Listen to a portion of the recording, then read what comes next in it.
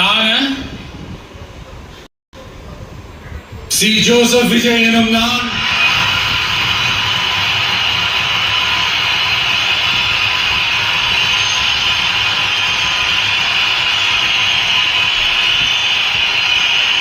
சட்டப்படி அமைக்கப்பெற்ற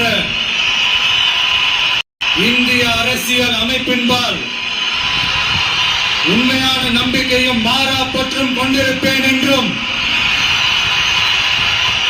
இந்திய நாட்டின் ஒப்பில்லாத முழு முதல் ஆட்சியையும் ஒருமையையும் நிலை நிறுத்துவேன் என்றும்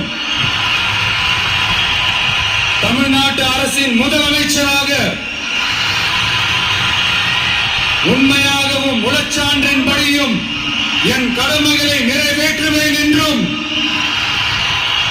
அரசியல் அமைப்பிற்கும் சட்டத்திற்கும் இணங்க அச்சமும் ஒருதலை சார்பும் இன்றி விருப்பு வெறுப்பை விலக்கி பலதரப்பட்ட மக்கள் அனைவருக்கும் நேர்மையானதை செய்வேன் என்றும் ஆண்டவன் மீது ஆணையிட்டு உறுதிமொழிகிறேன்.